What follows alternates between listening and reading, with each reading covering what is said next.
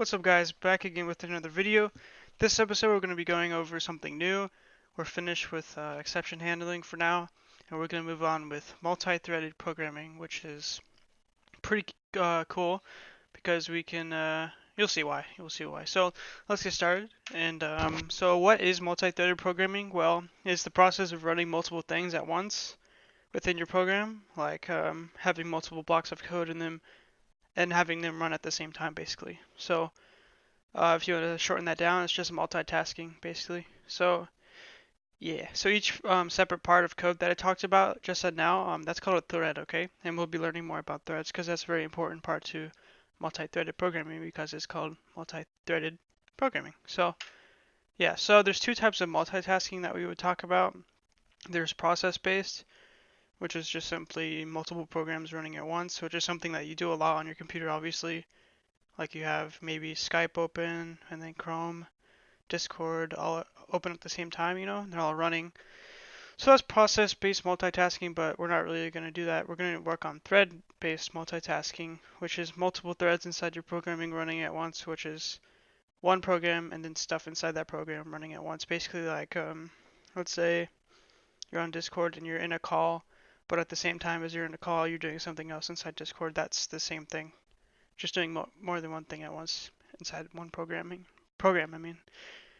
So, yeah, threads are a piece of code that runs inside your program. So, why multi-thread? Well, multi-threading allows you to efficiently run your programs by making use of processing power that your system has, like CPU, that's your core, whatever. And the more powerful it is, the more efficiently you can run your programs because it's faster and all that cool stuff. And some CPUs are actually multi-core, meaning it can run literally at the same time. It's hard to explain, but if you look up more on the topic, you'll find more information if you're interested. But on the other hand, there's a single-threaded where you can only run one thing at once, which is not efficient at all because you have to wait before the next thing runs. Obviously, it's not efficient because let's say, like I said, you want to do that Discord thing, you can't call and do something else at the same time. You have to wait for one to be done with to start the next one. So it takes an enormous amount of time, obviously, because you're waiting constantly for stuff to be finished. And yeah, so in your computer, CPU isn't being used that much because it's going so slow. So running your code using multi-threading makes things much more efficient because you're shortening the time and then you're using as much processing power as you can to do many things at once. So yeah.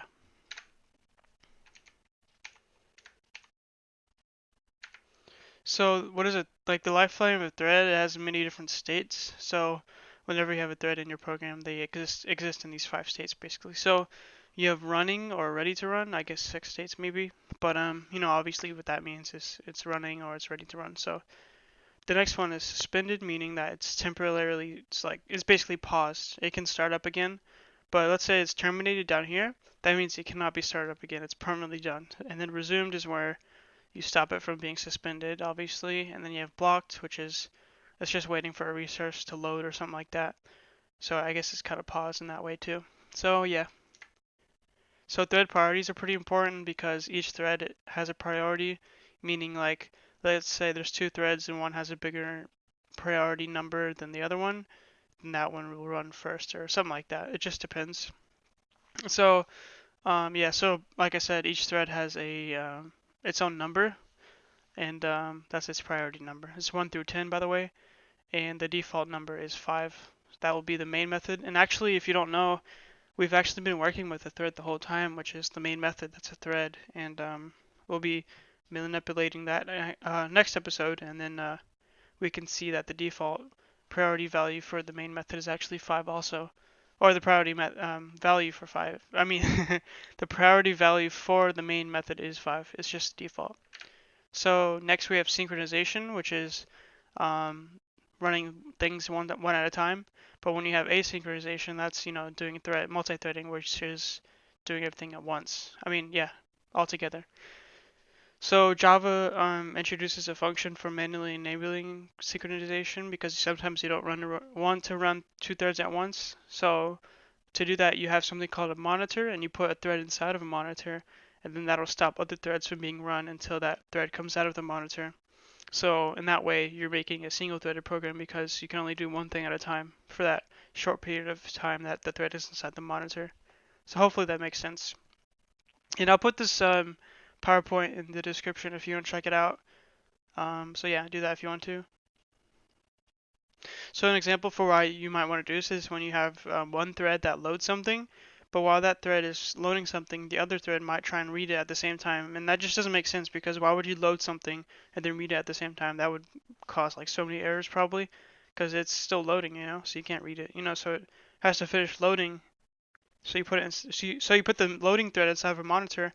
So when it's done, it comes out of the monitor, then it starts to read, basically like that. So to create threads, you can do it by either making a class and extending thread, or by implementing the interface runnable. So there's two ways. That's the two ways I mean. But each of the threads that you create will have all these methods here, and it's not just get name; it's also set name and then set priority. Don't forget those. So you have some of these, and yeah, so that's pretty cool. We'll be working with that. So that's it for that. Hopefully that wasn't too confusing for you. I talk a little fast and I'm not good at explaining, but like I said, the PowerPoint will be in the description if you want to check it out.